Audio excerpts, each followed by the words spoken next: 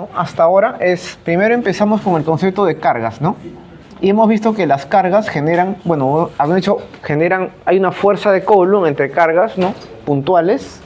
Y entonces yo para poder decir, tengo una carga que genera, digamos, fuente y tengo una carga de prueba, ¿no?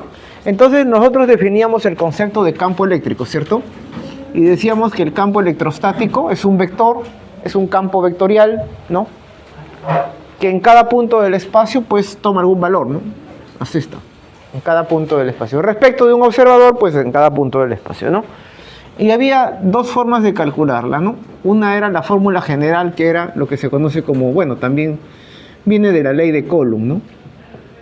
Y el otro era la ley de Gauss, ¿no? Entonces, cuando existe alta simetría, podemos recurrir a la ley de Gauss, ¿no? La ley de Coulomb ya saben cómo es la fórmula general, ¿no? E en el punto R era la integral en los volúmenes primados, si quieres, ¿no?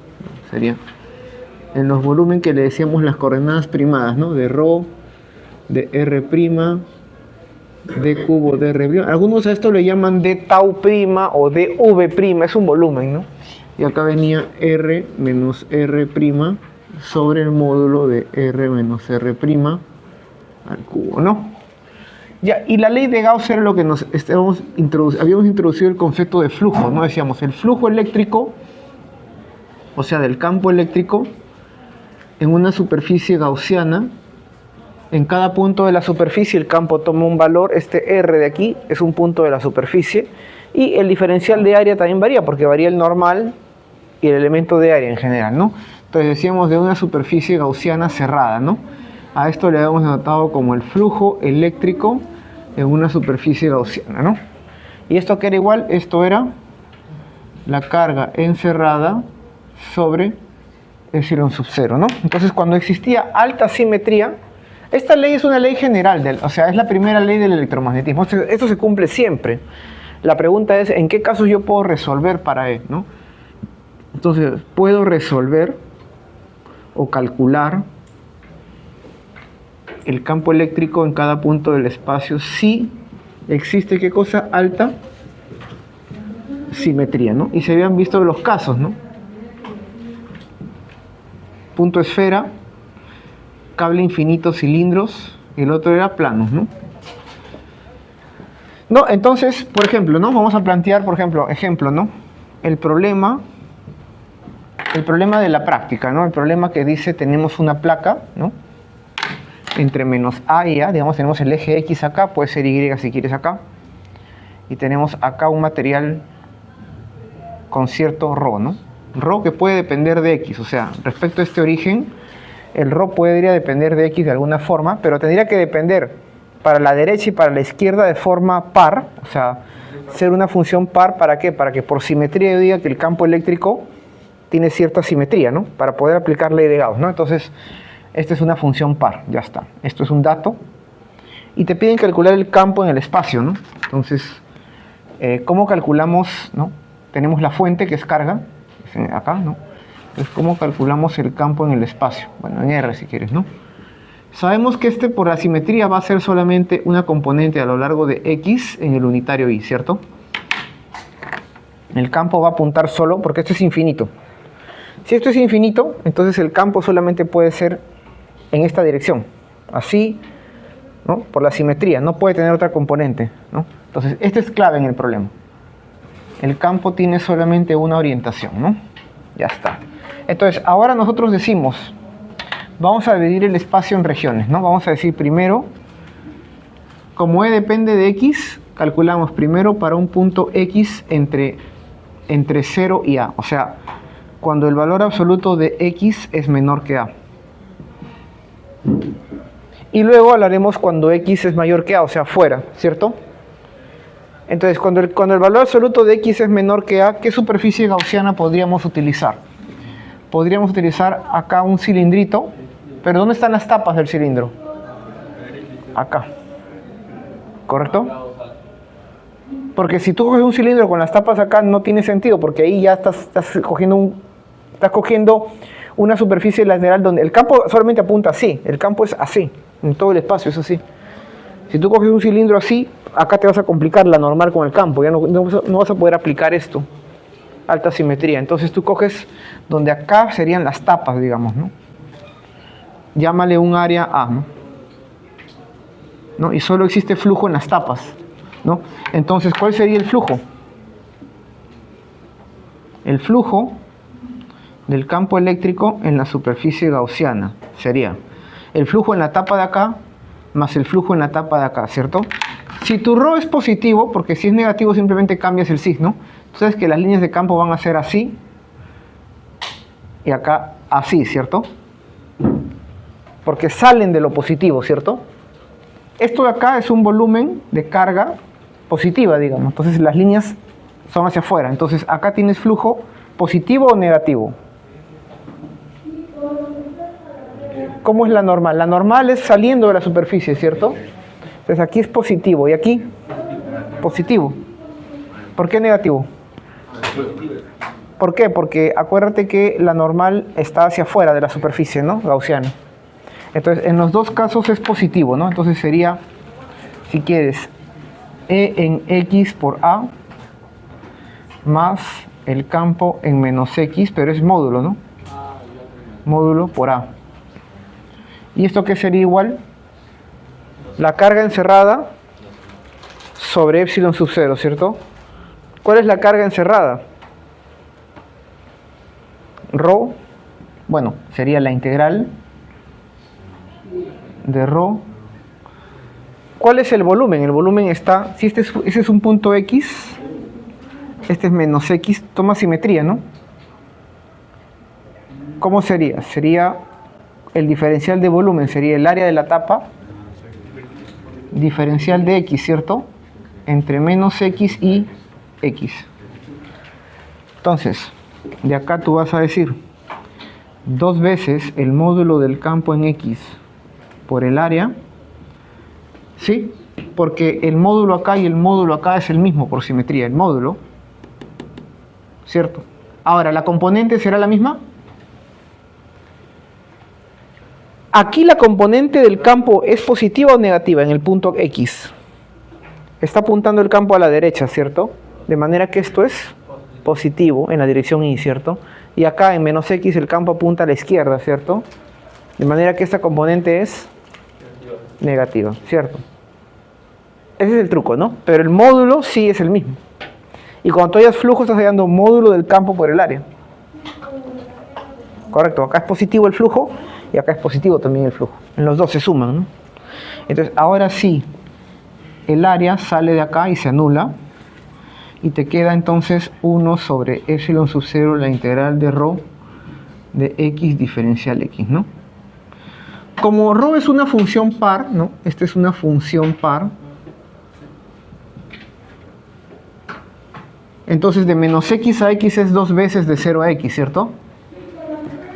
Esto de acá sería 2 sobre epsilon sub 0 de 0 a X de ρ de X, ¿no? Algunos dicen, pero aquí usa X y acá usa X. Bueno, ponle X' si quieres, ¿no? Formalmente tú solo tienes que poner la función, ¿no? ρ. Pero bueno, vamos a ponerle de X' de X'. ¿Cierto? Y ahora sí se anula este 2. ¿Y qué me queda? Me queda el campo, ¿cierto? El módulo del campo. O sea, el módulo de la componente, ¿cierto? Y ya está. Y una vez que tienes el campo, tú ya sabes cómo es en menos X. Sería la negativa, ¿cierto? Esa es la idea, ¿no?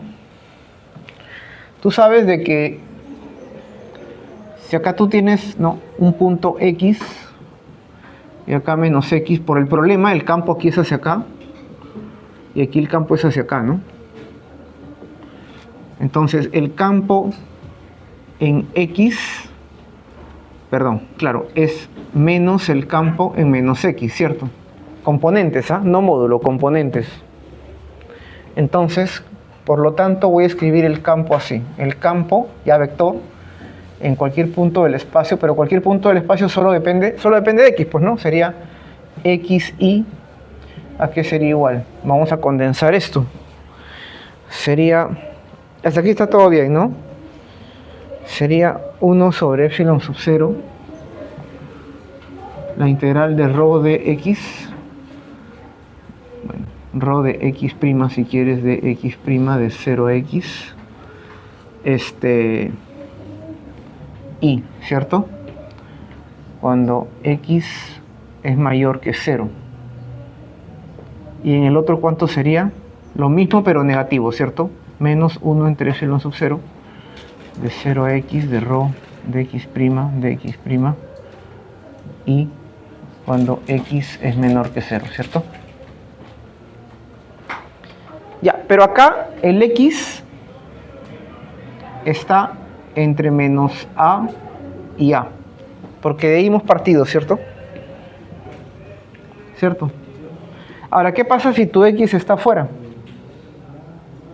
Aplicas lo mismo, flujo acá, solamente que tu integral ya no va a ir de 0 a x, sino va a ir de 0 a a, ¿no? Entonces, para mayor que a, tú ya sabes que va a ser igualito, ¿cierto? ¿Cómo sería el campo? En x, ¿no? Sería 1 sobre epsilon sub 0, pero ahora sería de 0 a a. Porque esto es una función de x, ¿cierto? Asume que el rho fuera constante. ¿Esto qué te da? Te da x, ¿cierto? ¿Cuál es la integral de dx? X, entre 0 y x, x. Y acá, esto ya no depende de x, ¿cierto? Esto es constante. Rho, voy a poner así nomás, menos 1 sobre epsilon sub 0, la integral de 0 a a de rho y, ¿cierto? Para x mayor que 0, para x menor que 0. Entonces, ¿cómo graficamos, no? Graficar e de x, o sea, versus x. ¿Cómo sería la gráfica? La gráfica del campo, la componente, en función de x. ¿Cómo sería? Entre menos a y a varía con x de alguna forma, ¿cierto? Acá está, depende de x. Y por encima de a es constante, ¿cierto? Y es impar. Puedes simplificar si rho es constante, ¿no? Si rho es constante, entonces acá sería así, ¿cierto? ¿Sí? Una línea. Si rho es constante, ¿no? Si no fuera constante, hay que calcular esta integral. Esto de acá es alguna función, no sé, llámale h de x. Entonces va a ser la función, no sé, alguna función que salga. H de x, ¿no? Que sería la integral de 0 a x, ¿no? De rho. Bueno, sobre epsilon sub 0. ¿Cierto? Entonces si te damos rho, te damos seno, va a ser un coseno. Seno cuadrado, le das forma, ¿no?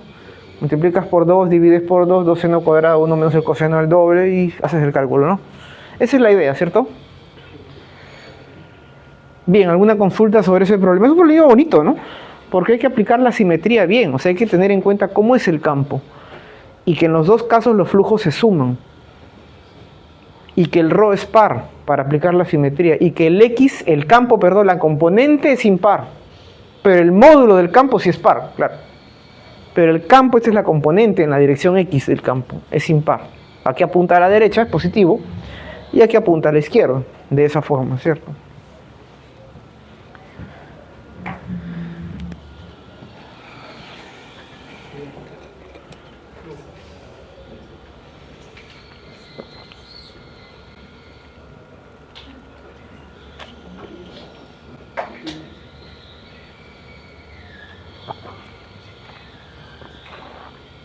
En ese problema, en ese cilindro que se ha usado como superficie gaussiana, solo hay flujo en las tapas. No hay flujo lateral porque el campo es perpendicular a la superficie lateral, ¿cierto? Por la simetría.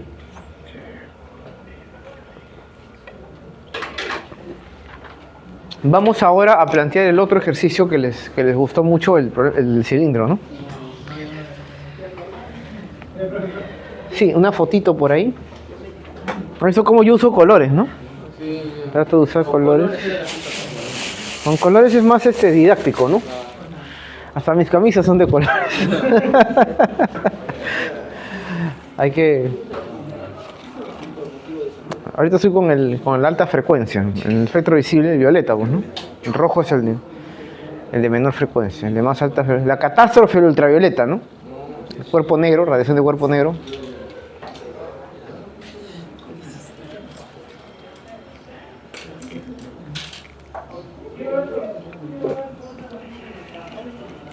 Bien, vamos a plantear entonces, ¿quieren plantearlo en esferita o en cilindro? El que vino, sí, porque en esferita es más conocido, ¿no? O sea, en esfera es como que se forma una burbuja, imagínense que tienen masa cargada y se forma una burbuja y te piden calcular el campo en la burbuja, en el interior, por ejemplo, en el huequito, ¿no? Vamos a hacer el cilindro, entonces.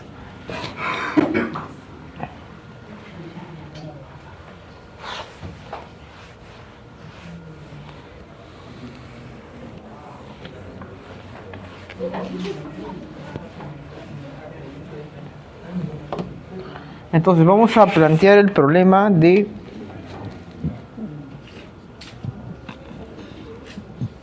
cilindro, ¿no? Cilindro cargado, o sea, tiene una densidad de carga, ¿cierto? Pero es homogénea, ¿no? Te dicen que este ρ es constante y cavidad, ¿no? Cavidad cilíndrica, ¿no?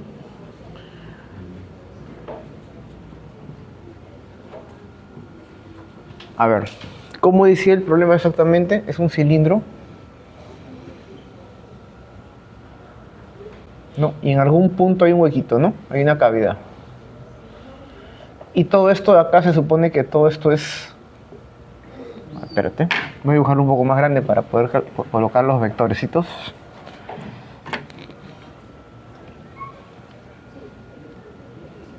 Ya está. Por acá, ¿no?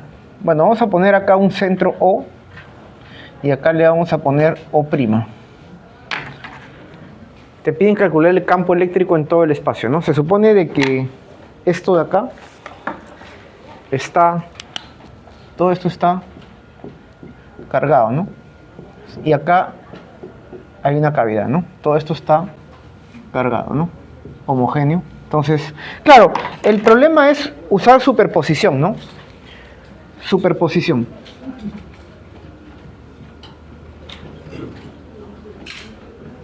Un cilindro con un huequito acá es equivalente a un cilindro total más en ese punto cargado, pero acá con ρ y acá con menos ρ. Porque tu ρ es una función que en principio depende del espacio, ¿cierto? Por superposición, si tú a un ρ acá, en este huequito le sumas menos ρ, ρ más menos ρ, ¿cuánto es? 0 para todo punto R, ¿no? Para todo punto R que pertenece a la cavidad, digamos, ¿no?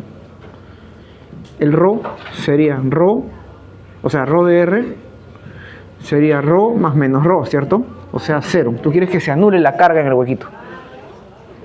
Para todo punto en la cavidad, para los puntos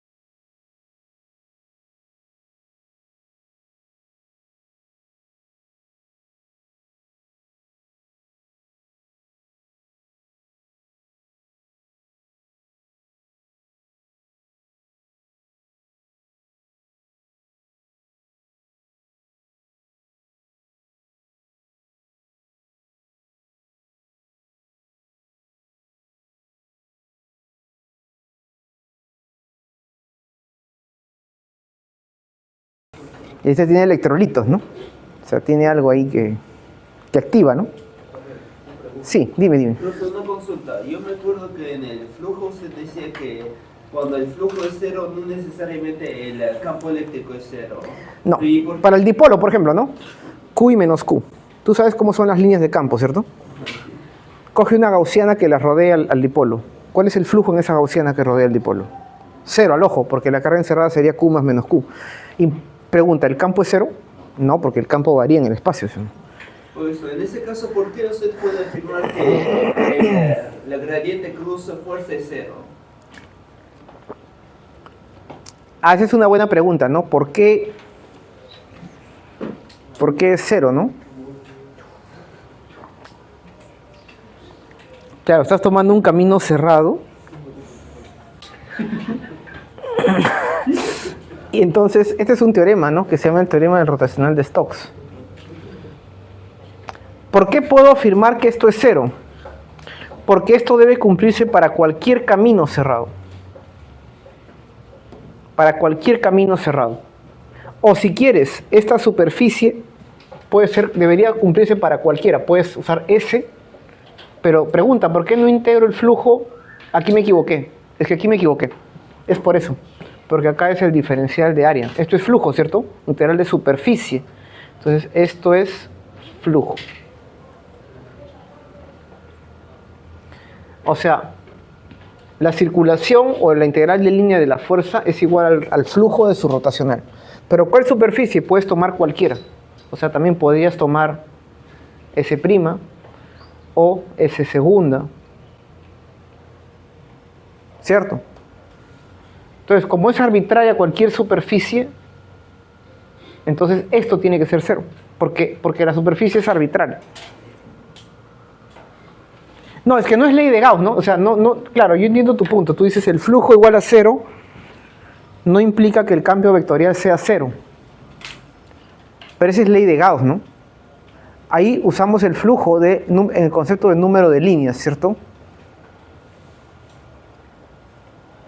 Pero tiene que ser una superficie gaussiana. En este caso se supone que esta superficie tiene que ser cualquier superficie arbitraria, ¿no? O sea, a partir de ahí esto tiene que ser cero. Pero es una buena pregunta. O sea, una fuerza conservativa no puede cerrarse, circular. Porque si la línea de la fuerza se cierra en una curva, entonces en una curva cerrada realizaría trabajo, pues, ¿no? Porque si va en esta dirección acá, siempre acumula trabajo, ¿no?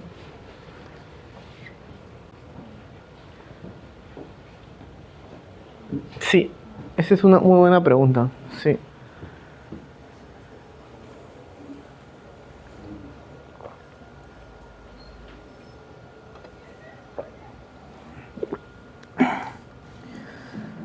Bien, entonces vamos a ver entonces el detalle, ¿no? Vamos entonces ahora a utilizar la energía que hemos visto, perdón, la fuerza que hemos visto, la fuerza electrostática, ¿no? Y vamos a calcular el trabajo por unidad de carga para poner una carga de un sitio a otro. Y vamos a ver que eso está relacionado con la cantidad que hemos definido, el potencial, ¿no? Eléctrico, ¿no? Que sería la energía potencial por unidad de carga. Ahora, un detalle interesante es de que a la función de energía potencial yo le puedo sumar una constante y la variación no varía. La variación es el trabajo. Eso es lo que tiene sentido físico. El potencial por sí solo, o la energía potencial, tú le puedes sumar una constante y no te varía él.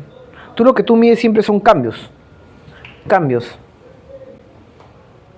Entonces siempre tienes un grado de libertad, ¿no? Entonces tú siempre tienes que decir, un grado de libertad quiere decir un nivel de referencia. Tú siempre tienes que decir, respecto a este nivel de referencia, esta es la energía potencial, o el potencial.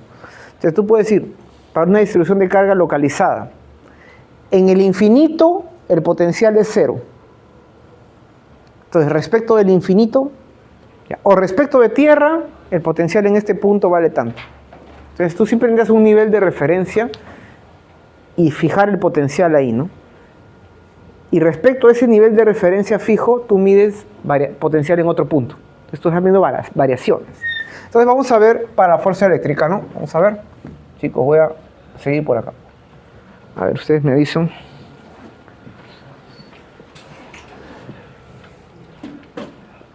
Vamos a asumir una región del espacio donde existe campo eléctrico que puede variar de una manera muy complicada en general.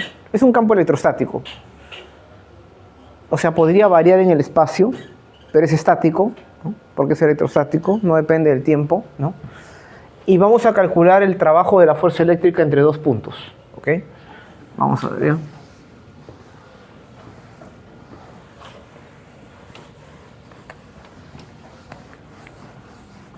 Ahora vamos a ver.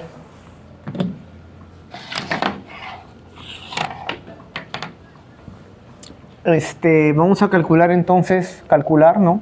Vamos a empezar con un cálculo, calcular el trabajo de la fuerza eléctrica de un punto inicial a un punto final, ¿no? Para llevar una carga de prueba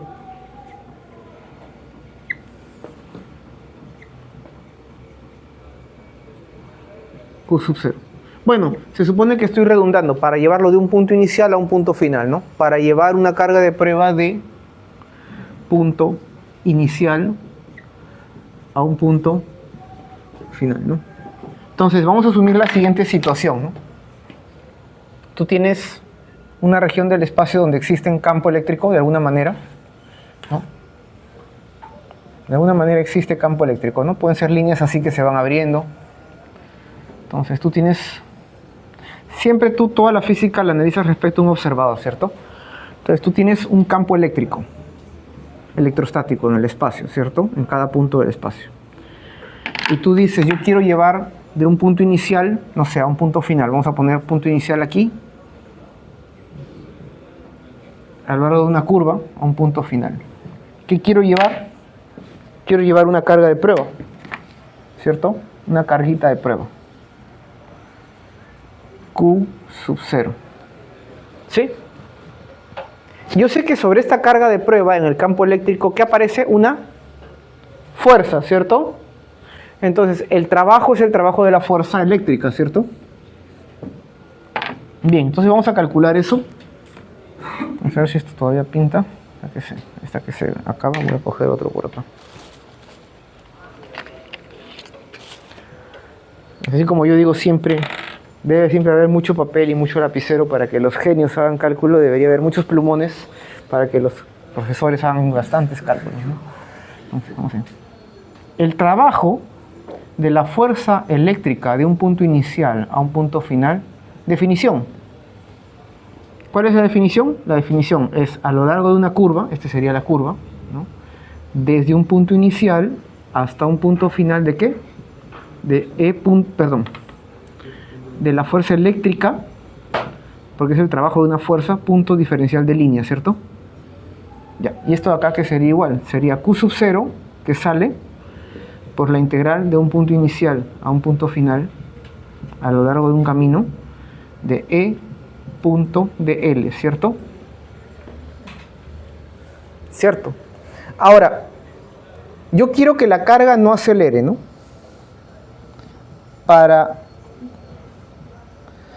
Porque, a ver, ¿qué pasa si yo la carga, la pongo en un campo eléctrico y la suelto? ¿Qué va a hacer la fuerza eléctrica sobre la carga? La va a acelerar, ¿cierto? La va a acelerar porque, a ver, fuerza eléctrica va a ser masa por aceleración. Esta carga de prueba también tiene masa, ¿cierto?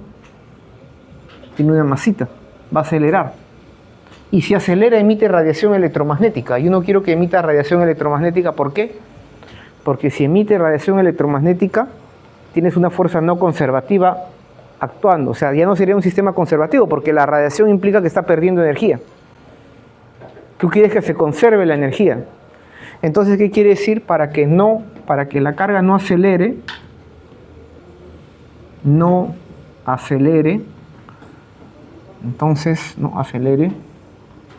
debe existir un llamado agente externo. Que viene a ser, por ejemplo, yo no quiero que acelere, ¿no? Entonces, como hay una fuerza eléctrica, digamos que la fuerza eléctrica apunta en el campo, ¿no? Esta sería la fuerza eléctrica. Entonces yo necesito aplicar una fuerza de esta manera, en cada punto, una fuerza externa contraria a la eléctrica, ¿para qué? Para que el trabajo resultante sea cero y no acelere. ¿Correcto? O para que la fuerza resultante, si quiere, sea cero y no acelere, ¿no? Un agente externo, ¿no? Tal que el agente externo, la fuerza, sea igual a menos la fuerza de la eléctrica. ¿Para qué? Para que no acelere, ¿no? Para que no acelere. Entonces, la suma, entonces, la fuerza resultante sea cero, entonces la aceleración sea cero, pues, ¿no? Entonces, ¿qué quiere decir? Que existe un trabajo de la fuerza eléctrica, existe un trabajo del agente externo. Si una fuerza es contraria a la otra, el trabajo del agente externo va a ser igual a menos el trabajo de la fuerza eléctrica. ¿Cierto? Y nos interesa el trabajo realizado por unidad de carga, ¿no? Entonces vamos a ponerlo acá. Para que no acelere, entonces alguien tiene que coger a la carga y traerla lentamente, ¿no? No lentamente, sino moverla que en cada instante no acelere. Entonces, de alguna manera tú quieres que el trabajo de este y el de acá se anulen, ¿no? Y ya está, esa es la idea, ¿no? Es como en el resorte, ¿no?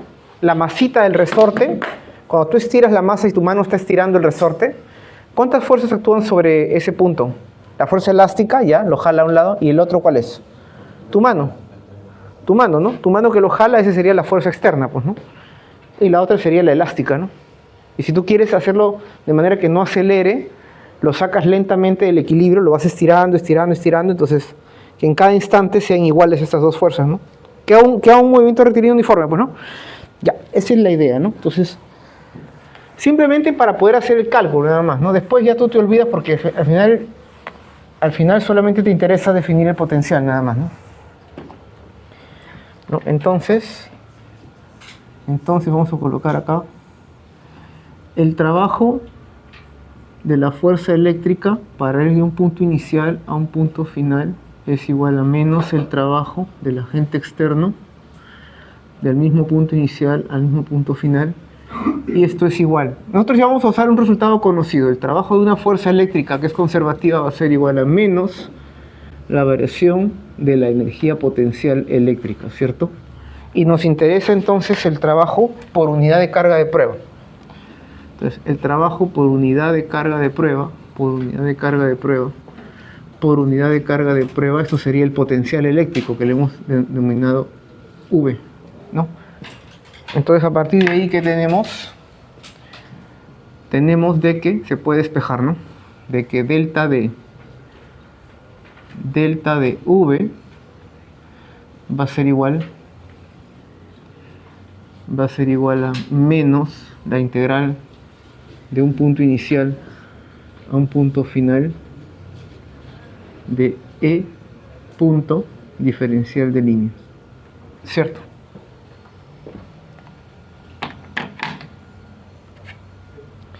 ¿Y esto qué es igual? Esto es el punto final, el potencial en el punto final. Bueno, potencial en el punto final menos potencial en el punto inicial, ¿cierto? Igual a esto de acá, pues, ¿no? Si quieres, ese potencial en el punto final es el potencial, la función potencial en el punto R final menos la función potencial en el punto R inicial. Entonces, le hemos llamado V, ¿no? En electro generalmente le ponen phi al potencial, ¿no? Pero como ya hemos usado phi para el flujo, vamos a ponerlo V nada más. Entonces, V final menos V inicial, o sea, delta de V, a que es igual menos la integral de un punto inicial a un punto final de E punto dl. ¿Cierto? Esto es lo que nos interesa. ¿Qué quiere decir? Que si conocemos el campo, y nosotros ya sabemos calcular el campo, ¿cierto? Usando Coulomb o Gauss, ¿se acuerdan? Si conocemos el campo, podemos calcular en el espacio, entre dos puntos del espacio, diferencia de potencial, ¿cierto? Entonces, si conocemos el campo, por ejemplo, de una carga puntual, tú conoces el campo, ¿cierto? Lo hemos calculado. Entonces, tú puedes calcular el potencial asociado a una carga puntual. O el campo de un plano infinito, tú puedes calcular entonces el potencial. Bueno, el potencial me refiero a la diferencia potencial, ¿no? Respecto a una referencia. Puedes tomar una referencia, por ejemplo, que en el infinito, para una carga puntual, muy lejos en el infinito sea cero. Porque el campo es cero también, ¿cierto? El campo es 1 entre R cuadrado, en el infinito es 0. Entonces en el infinito, tú miras tu carga desde el infinito, en el infinito el potencial es 0. Y respecto a esa referencia, ¿cuál sería el potencial eléctrico de una carga a una distancia R de la carga? Y ahí se ve la fórmula de C preuni, ¿no? KQ sobre R, ¿no? Y si tú conoces de una carga, puedes calcular para cualquier cuerpo, ¿cierto? Porque cualquier cuerpo es una superposición de muchas carguitas diferenciales, ¿cierto? Entonces, sumas y luego integras y se repite la historia, ¿no? Que se aplicó para Coulomb, ¿no? Entonces, tú lo que necesitas es conocer el campo, por ejemplo, entre los cascarones, ¿no? Ese problema de n cascarones, ¿no? Entonces, tienes campo aquí dentro, 0 dentro, ¿no? Tú vienes desde el infinito, donde es 0 el potencial, integras y tienes el campo en la primera cascarón. Luego ingresas en el segundo, vas entrando, ¿no? Partes del infinito y como conoces el potencial en el infinito, entonces tú dices, el potencial en un punto R menos el potencial en el infinito sería menos la integral de infinito a un punto R. Como sabes el E, porque lo has calculado en el problema anterior, hay que integrar esto. Esto es 0, porque es tu referencia, y tienes el potencial en un punto R.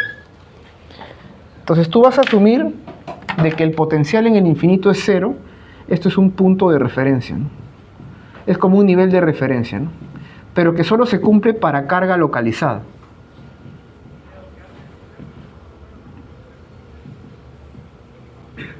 Carga localizada.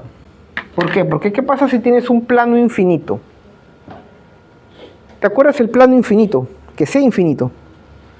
Pregunta, ¿en el infinito el campo cuánto vale? ¿Vale 0? No, porque es infinito, ¿cierto? En el infinito sigue valiendo sigma sobre 2 epsilon sub 0, ¿te acuerdas? Entonces, ¿puedo decir que el potencial en el infinito sea 0? No necesariamente. Tú simplemente, en ese problema vas a tener que asumir el potencial en un plano tiene un valor, y respecto ahí, fijas un potencial ahí, lo conectas a tierra si quieres, o lo conectas a un valor constante, ¿no? Entonces tú dices un plano, por ejemplo un plano cargado infinito, tiene un sigma, tú sabes cómo es el campo, ¿no? Entonces tú de acá lo conectas a tierra si quieres, ya dices, lo conecto a tierra y ahora sí, esto es 0 el potencial acá. O lo conectas a un potencial constante, o sea, se pone así, ¿no? Así, y esto ahí va a tierra, un V0. Entonces V0 sería tu punto de referencia. Porque al final tú vas a calcular potencial en un punto menos potencial en otro punto, o sea, el punto inicial. El punto inicial en realidad es un punto referencial. Esa referencia puede ser el infinito, si la carga es localizada. Si la carga es localizada, muy, muy lejos, pues sí, el campo se va a hacer 0, el potencial se va a hacer 0. Pero si la carga se extiende en todo un plano infinito, no puedes decir eso. Puedes decir simplemente que tiene algún valor de referencia. Tomas una referencia y a partir de ahí calculas. ¿Por qué? Porque se acuerdan el problema de los planos infinitos, n planos infinitos. Tienen el campo en todo el espacio, ¿cierto? Con la función signo, ¿se acuerdan? Ya, ustedes pueden integrar el campo eléctrico porque lo conocen y calcular el potencial. Entonces, si hubiéramos hecho ya este capítulo, en la práctica 1 hubiera venido, si fuera para la próxima semana, calcule el campo y luego calcule el potencial en todo el espacio, ¿no?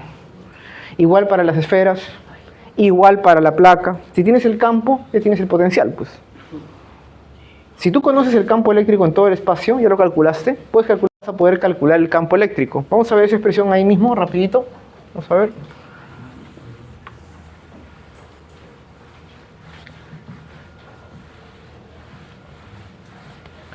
Para ese problema de los planos, por ejemplo, como se aplica para un plano infinito, tú conoces el campo, ¿no? Un plano localizado en el punto x sub 0 respecto a un origen con una carga sigma. ¿Cuál era el campo eléctrico en todo el espacio? Sigma sobre 2 epsilon sub 0 función signo de x menos x0, ¿cierto? Y unitario y. Ese sería tu campo eléctrico, ¿cierto? Si tú tienes el campo eléctrico de un plano infinito, puedes calcular el potencial eléctrico, ¿cierto? Integrando nada más, ¿cierto? Te va a salir una función valor absoluto. A ver, vamos a ver, por ejemplo, ¿no? Si tú tienes un campo, un plano infinito localizado en el punto x sub 0, tú sabes cómo es el campo, ¿cierto? El campo es sigma sobre 2 epsilon sub 0 signo de x menos x0y, ¿cierto? Ya. ¿Cuál sería la integral? Tú separas, pues, ¿no? Dices, ¿cuál sería el potencial en un punto x? Sería menos la integral del punto x0 como referencia, si quieres, a un x de e punto de x, ¿cierto? O sea, el e de x al final, porque solo apunta en esa dirección. Entonces, esto sería menos e por x, si x es positivo, digamos, ¿cierto? Y si x es negativo, te sale el signo contrario. ¿O no? El e es positivo, sale, y ya está. ¿Y qué pasaría si el x es negativo? Lo mismo, ¿no? Solamente que ahora, la misma expresión, solo que ahora x menos x0 es negativo. Entonces, si tú calculas el potencial, asume que en el punto x0, que tome alguna referencia, pues, ¿no? Llámale b sub 0. Entonces, cuando es positivo, hay un menos, ¿cierto? Entonces hace así, y con el otro es así, pues, ¿no? El potencial eléctrico en función de x. ¿Cierto? Es una función valor absoluto invertida. ¿Cierto? ¿Y qué pasaría si tuvieras 2 planos, o 3 planos, o n planos? Fácil. Superposición. Superpones estas funciones. ¿Cierto? Se puede mostrar para n planos. Pero si tuvieras 2 planos va a salir algo así. Algo así. Y si tuvieras 3 va a salir. Si tuvieras, ¿no? Entonces van saliendo, ¿no? Depende de la pendiente, ¿no? Depende del sigma, ¿no? Puedes construir un código de 4 líneas, ¿no? Chiquitito en Python. Pones tu función valor absoluto para cada plano y lo sumas. Y ya está. Luego les muestro. Tengo ahí justamente eso y el código es un chiste. O sea, es sencillo, ¿no? Ustedes que son grandes programadores, entonces no hay problema con eso, ¿no? Software, pues, ¿no? Software. Ustedes, todo, así como un físico, todo el mundo lo ve algo y ya ve ecuaciones diferenciales alrededor. Uno de software ve la naturaleza y ve líneas de código. Todo pura línea de código, ¿no? Como Neo, ¿no? Así de la Matrix, ¿no? Ve todo la Matrix, pues, ¿no? Vivimos en una simulación, ¿no? Todo está como un código, ¿no? Programado, ¿no? Y claro, dentro de ese código, de esa simulación hay errores, ¿no? Yo, por ejemplo, soy un error, ¿no? No, broma. Estoy bromeando. Hacer bromas de uno mismo, ¿no?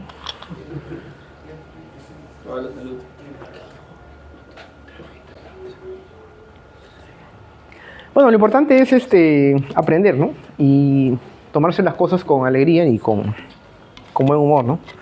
A veces haciendo bromas de uno mismo también, ¿no?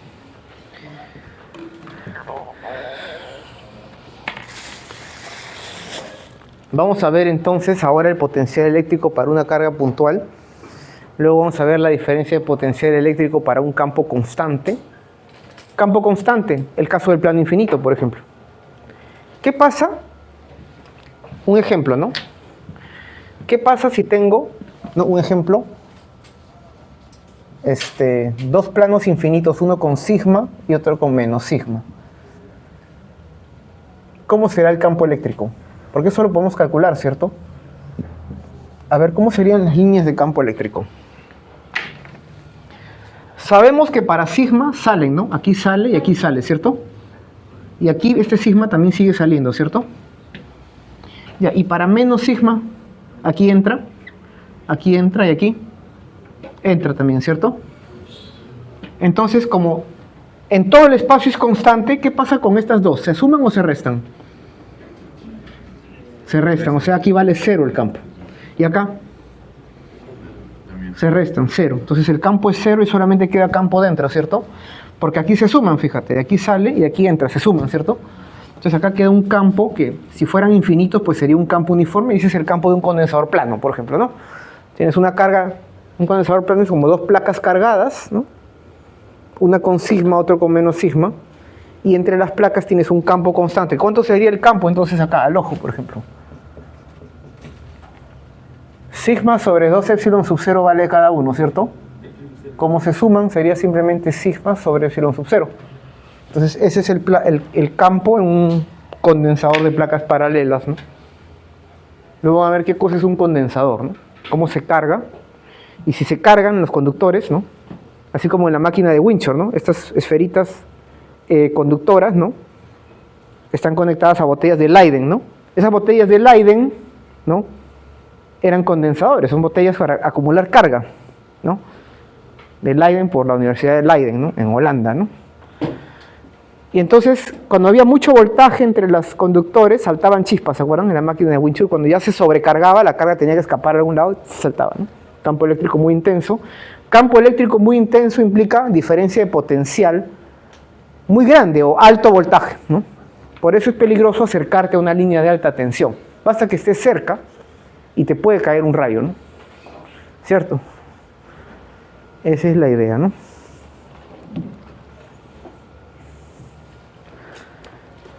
Ahora, siempre por ahí en algunos libros de texto hay fotos de Tesla en un laboratorio, en su laboratorio donde hay altos rayos, ¿no? En campos, ¿no? Es interesante, ¿no?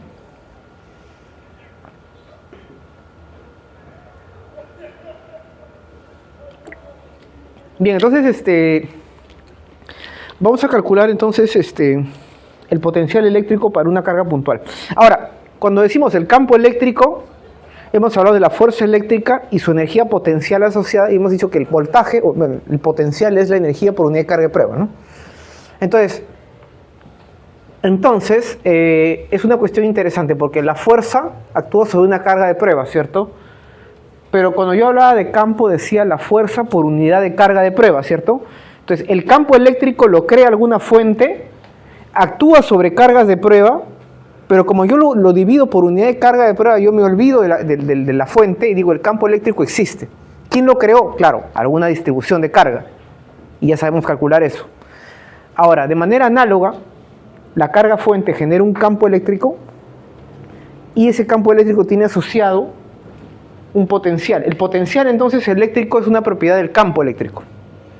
Y como el campo eléctrico ha sido generado por una carga fuente, esa carga fuente entonces establece un campo vectorial, que es el campo eléctrico, y un campo escalar, porque este es un número, nada más no tiene dirección, tensor de orden 0, este sería tensor de orden 1, si quieres un vector, el otro es un escalar. Como hablar de temperatura, ¿no? En cada punto del espacio tú tienes una temperatura que puede cambiar, ¿cierto? Imagínate que acá hace más frío y allá hay un horno, digamos, ¿no? Una cocina, algo.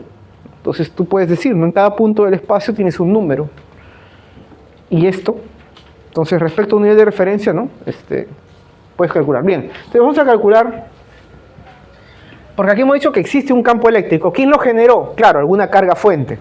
Entonces, dada la carga fuente, calcula el campo eléctrico y calcula el potencial eléctrico. Vamos a calcular una carga puntual, porque cualquier carga fuente es una superposición o suma de cargas puntuales, ¿se acuerdan? Siempre, cualquier carga es una suma de diferenciales de carga, y si fueran cargas discretas sería la suma, ¿cierto? Entonces vamos a calcularlo para una carga puntual y luego podemos calcular para lo que queremos, ¿cierto? Vamos a empezar con la carga puntual. Bien. Entonces vamos a calcular,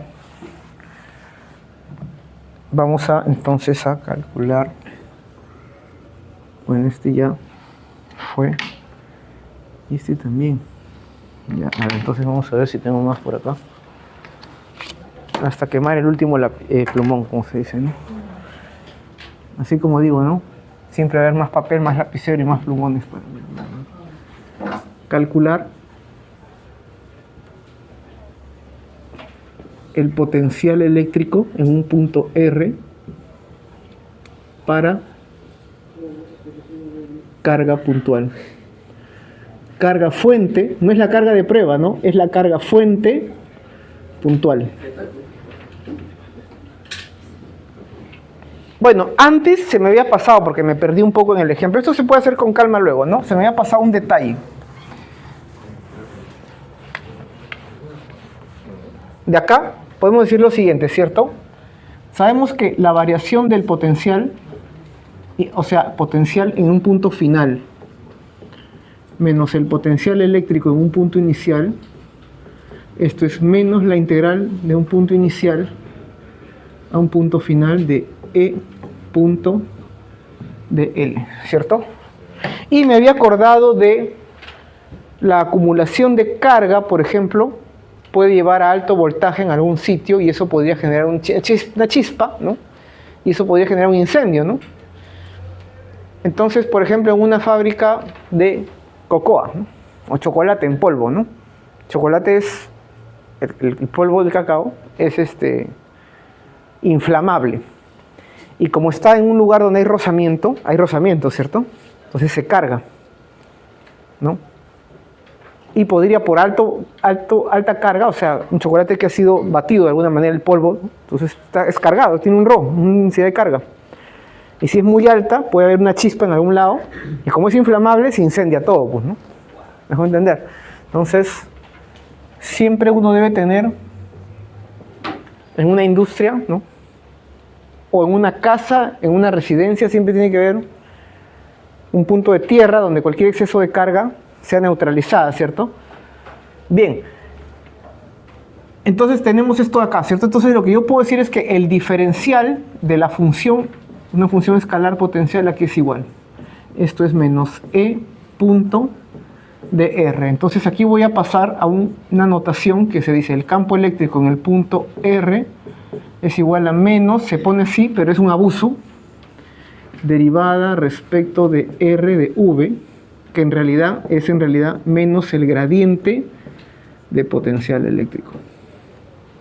Entonces, ¿qué quiere decir? Que si yo tengo el campo eléctrico, ya conozco el potencial. Pero si conozco el potencial, también conozco el campo eléctrico. Porque los dos viven juntos. Aquí no es que hay una ley causa-efecto, que una diferencia de potencial creó un campo eléctrico. Es que existe el campo eléctrico en el espacio y existe la diferencia de potencial en el espacio. Entonces, si entre dos puntos del espacio hay una diferencia de potencial, entre esos dos puntos del espacio hay un campo eléctrico. Esta función gradiente es derivada como varía en el espacio, una función escalar. Como por ejemplo la temperatura. Y el gradiente es una función, es un vector que apunta en la dirección en que esta función crece. Como hay un signo menos, entonces el campo eléctrico apunta, porque es un vector, en la dirección en que esta función escalar decrece. De manera que si tenemos acá la pared de allá, digamos, a un alto voltaje, y acá lo tenemos a tierra, ¿no? Digamos, ¿no? Un voltaje positivo acá y un voltaje negativo acá. El campo eléctrico apunta de mayor a menor potencial, ¿cierto? Entonces, esto es la clave, ¿no? Apunta el campo eléctrico en la dirección en que el potencial decrece. De manera que si tienes campo eléctrico, digamos, líneas de campo así, ¿no? Digamos que sean así. A ver, ejemplo, ¿no? En este punto A y en este punto B. ¿Dónde es el campo eléctrico más intenso? ¿Por qué? Acuérdate que el campo eléctrico es más intenso donde las líneas están más juntas. Entonces, ¿el campo eléctrico dónde es mayor? En B. Pero ¿dónde es mayor el potencial eléctrico?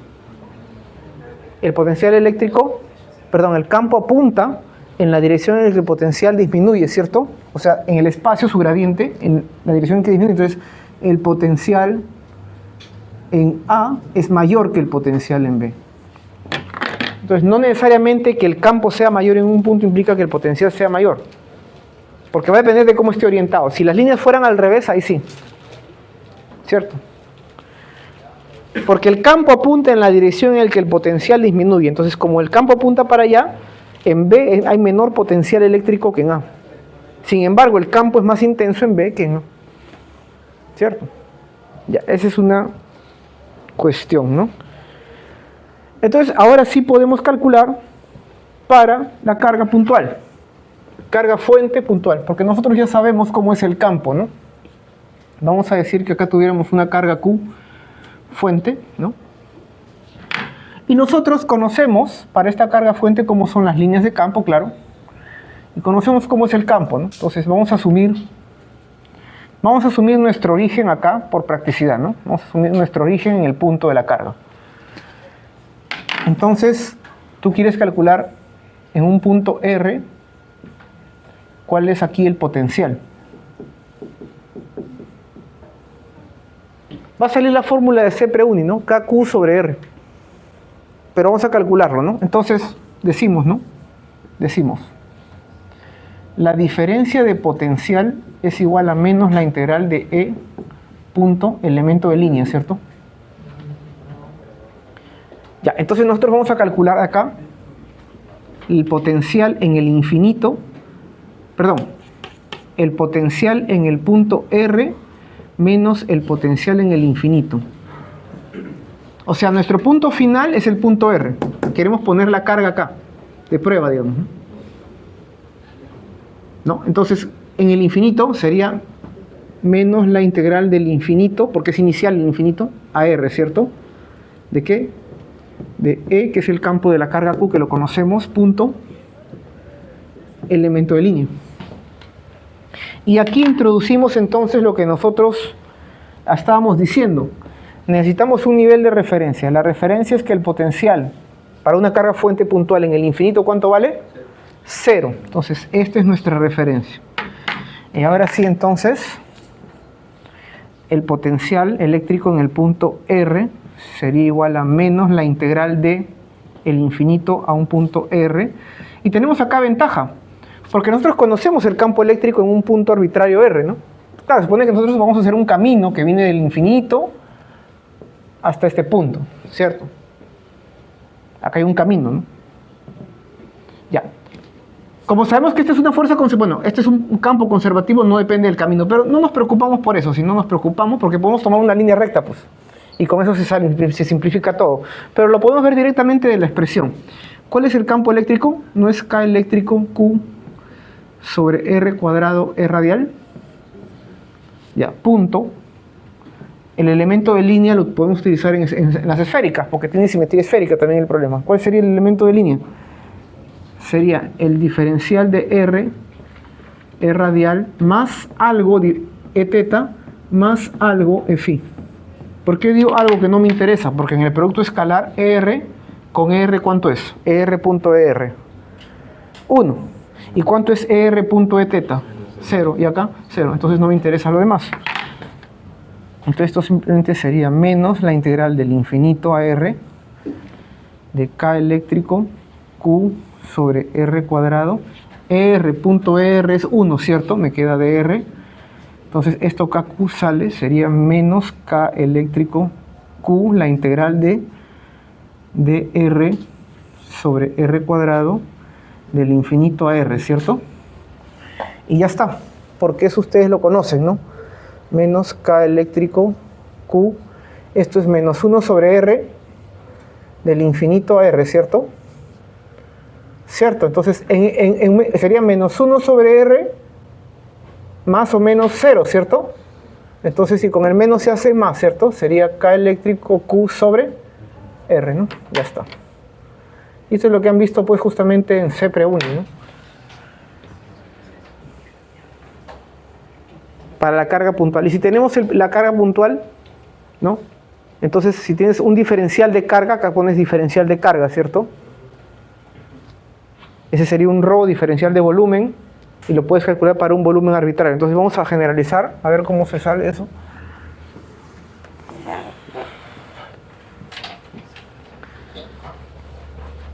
Para poder ya terminar con esta sesión. Entonces nosotros decimos que es para una carga puntual, ¿cierto? Puntual. Entonces, generalizamos. ¿No? Si tú tienes entonces una carga que vamos a llamarle Q' en el punto R', ahora nuestro O lo ponemos en otro punto. Y acá tienes el punto de observación R. ¿Se acuerdan que R era el punto fijo de observación, no? Y R' es el punto donde está la fuente, ¿cierto? ¿Cuál sería el campo? Perdón, ¿cuál sería el potencial en el punto R? Sería K eléctrico Q' sobre módulo de R menos R', ¿cierto? Sería KQ sobre la distancia, pues. ¿Y tu distancia no es esto? R menos R' módulo, ¿cierto? Entonces pasamos a una distribución, ¿no? Una distribución de carga Rho de R'. Como Rho de R' no puedo aplicar esta fórmula para todo, sino para cada elemento de carga, entonces ¿cuál será el potencial eléctrico en el punto R? Va a ser la integral en el volumen de las primadas, si quieres, de K eléctrico, diferencial de carga primada, o sea, Rho de R', volumen R', sobre R menos R', ¿cierto? Entonces esta es una expresión general, ¿cierto? Para cualquier cuerpo, puede ser en un volumen, en un área, en un elemento de línea, una varilla, o un anillo, o una curvilínea en polares, ¿cierto? Se puede generalizar, porque eso lo hemos visto más o menos para el caso anterior. Entonces acá viene, que no se hace en este curso, pero de todas maneras se puede indicar que esto se puede expandir. Yo puedo agarrar una expansión de esto de acá. En una serie, ahí aparece lo que se conoce como una expansión multipolar, ¿no? Luego, si quieren pueden verlo, una expansión multipolar, ¿no? Entonces de ahí aparece lo que se conoce como el término monopolar, el término dipolar, el término cuadrupolar, ¿no? Para una carga puntual se anulan los demás, digamos, ¿no? Para un dipolo se anularía el de acá y el de acá, pero para un cuadrupolo queda el de acá, así, ¿no? Y esto cada uno de ellos va a ser menos intenso o va a actuar a distancias más pequeñas, ¿no? Entonces para un núcleo, por ejemplo, atómico, tienes el monopolar y el cuadrupolar, ¿no? No tienes dipolar, pero tienes cuadrupolar. Bueno, solamente como una observación, ¿no? Entonces, eso se puede encontrar. Vamos por ahora a dejarlo ahí por motivos de salud, y justamente quería aquí pedirle un favor a los delegados que me ayuden a borrar la pizarrita, por favor.